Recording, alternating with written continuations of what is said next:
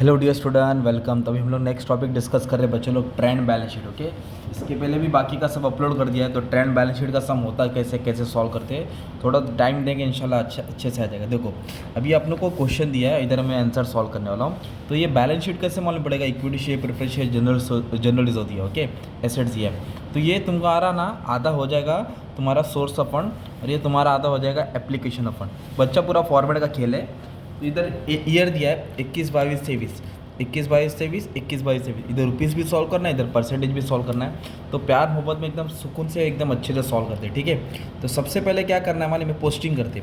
तो चलो आप स्टार्ट करते। एक एक चीज़ लिखते लिखते भी समझाते कि किसका मतलब क्या और किसकी पोस्टिंग कहाँ आएगी। Equity share, preference share, okay. तो इक्विटी शेयर, प्रेफरेंस शेयर किधर आएगा बच्चा मालूम है तुम्हारा? ये शेयर होल्डर फंड मतलब खुद का पैसा, बोरो फंड मतलब कर्जा। तो equity share, preference share share capital में आता है। तो आप लोग यहाँ लिखेंगे इक्विटी शेयर, क्या लिखेंगे इधर? Equity share capital. और इसके नीचे क्या आ जाएगा तुम्हारा? Preference share capital. क्या आ जाएगा? Preference share capital.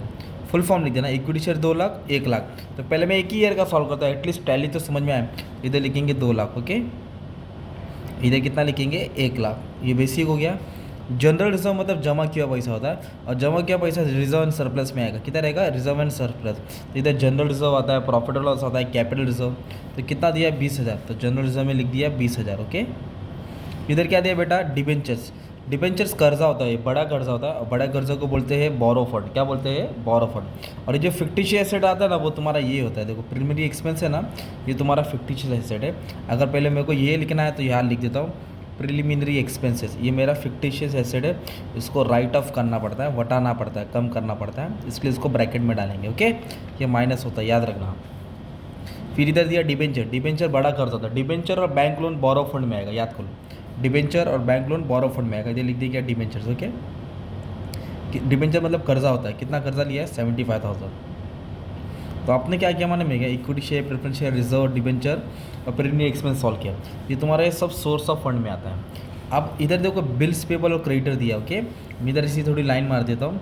ये दिया कैश, डेटर, स्टॉक। तो इसको ना करंट एसेट्स बोलते हैं, छोटा मोटा एसेट। इसको बोलते हैं करंट लायबिलिटीज, मतलब छोटा मोटा खर्चा। तो ये तुम्हारा working capital. What is working capital? Current asset minus current liability. चलो अपन एक पोस्टिंग कर देते हैं।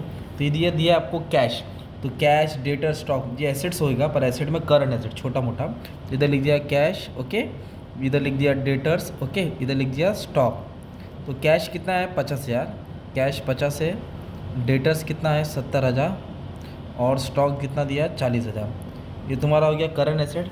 वैसे तुम्हारा एक करंट लायबिलिटीज होता है, बिल्स पेबल और क्रेडिटर तुम्हारी करंट लायबिलिटीज होता है। 5,000 15,000 इधर आ जाएगा, राइट।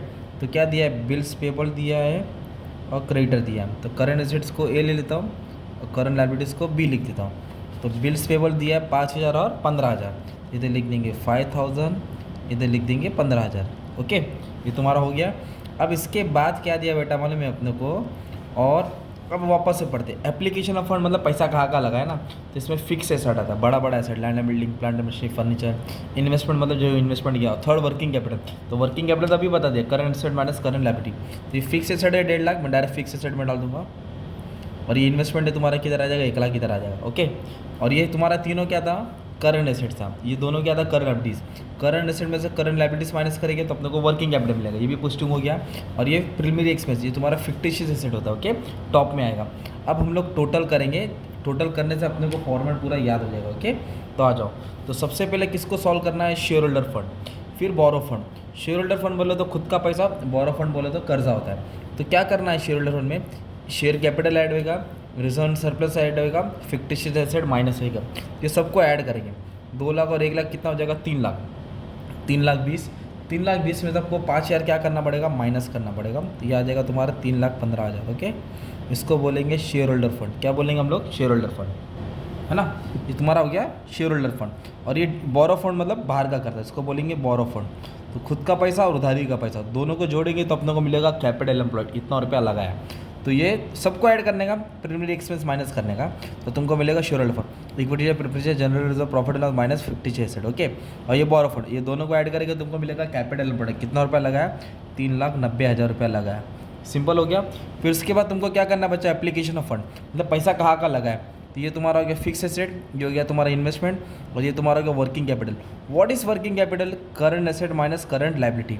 तो इसको ऐड करेंगे और इसको ऐड करेंगे, फिर दोनों को माइनस करेंगे। तो 5 और 7 12, 12 और 4 16, तो ये 1,60,000 है ना आपका, ये तुम्हारा करंट एसेट्स हो गया। और करंट लायबिलिटीज़ में क्या आ जाएगा? 5 और 15, मतलब ये तुम्हारा 20,000 होएगा। ओके, अब 1,60,000 में से 20 क्या करेंगे? माइनस करेंगे, तो आपको मिलेगा 1,40,000। ये तुम्हारा हो गया वर्किंग कैपिटल। ओके, अब तुमको निकालना है कैपिटल एम्प्लॉयड, मतलब कितना रुपया लगाया। तो फिक्स एसेट और इन्वेस्टमेंट ये दो रेडी है 2.5 लाख, 2.5 लाख में 1,40,000 ऐड करेंगे, ये दोनों को ऐड करके वर्किंग कैपिटल ऐड करेंगे तो 3,90,000 आ गया।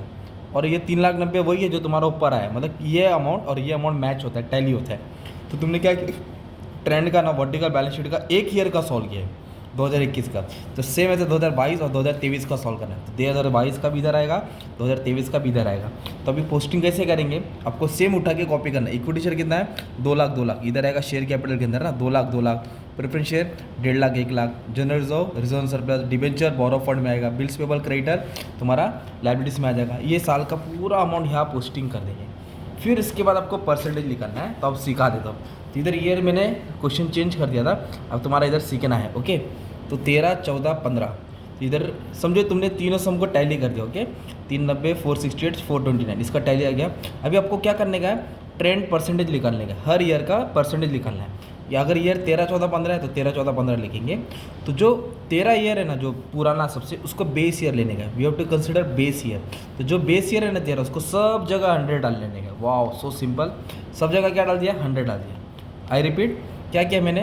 ये जो 2013 इधर पूरा 100 डाल दिया। अब 14 15 को कैसे सॉल्व करेंगे? मालूम है? 14 15 को इसको इससे डिवाइड करना है, मतलब 2014 को 2013 से डिवाइड करना है। अगर भी कैलसी मेरे पास नहीं, तुमको समझाता हूँ। मान लो 2 लाख को 2 लाख से डिवाइड करेंगे, भी परसेंट दबाएंगे तो 100 आएगा। दूसरा अमाउंट लेते हैं, समझिए 3.5 लाख है और ये 3 लाख है। 3.5 लाख को 3 से डिवाइड करेंगे तो 117 आ जाएगा, है ना। अभी जैसे कि 468 है, तो 468 को आप कैलसी में टाइप करो, डिवाइड करेंगे 3,90,000 से, फिर परसेंट दबा तो ये आंसर आ जाएगा। अगर मान लो मुझे इसका चाहिए तो 2 लाख को 1.5 लाख से डिवाइड करो, परसेंट दबा तो ये आ जाएगा। मुझे इसका चाहिए 25 को 50 से डिवाइड, तो ये आंसर आ जाएगा। अगर मुझे इसका चाहिए 1,35,000 को 1,60,000 से डिवाइड करो, परसेंटेज दबा तो ये आ जाएगा। ये 2014 का आ गया, राइट। वैसे 2015 का निकालेंगे। 2015 के लिए क्या करने का पड़ेगा? सेम ये अमाउंट को इससे डिवाइड करना है, मतलब 2 लाख को 2 लाख से डिवाइड करेगा तो ये आंसर आ जाएगा। अगर ये 3 लाख है, 3 लाख तो सेम आएगा। अगर मुझे इसका चाहिए जनरल रिजर्व 42, ये 20, तो 42 को 20 से डिवाइड करूँगा, मतलब हर एक को फर्स्ट से डिवाइड करना है। 14 का निकालना है तो 13 से डिवाइड करो, अगर 15 का भी निकालना है तो ये वाला अमाउंट ऊपर रहेगा, 2013 वाला नीचे रहेगा, और परसेंटेज मारते जाओ, ये आंसर आ जाएगा। ओके, एक फाइनल बताओ, 4,29,000 डिवाइड बाय 3,90,000, फिर परसेंटेज दबा दो, आ गया ना आंसर तुम्हारा।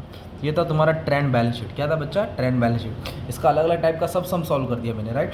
मैंने पूरा सम सॉल्व क्यों नहीं किया? ताकि तुमको प्रैक्टिस करने का लगे, इसलिए टाइम भी बचा दिया, ताकि ये सम 15 मार्क के लिए आएगा, 20 मार्क के लिए आएगा, छोटा सम 10 मार्क के लिए आएगा, कैसे भी आएगा, ताकि तुम्हारा कम टाइम में अच्छे से काम परफॉर्मेंस दे दिया। ओके, अब बाकी आप लोग टैली कर लो, ट्राई कर लो, ये क्वेश्चन का स्क्रीनशॉट लेके रख लो, तुम्हारा प्रैक्टिस अच्छे से जाएगा। ठीक है, thank you very much and all the best for your exam.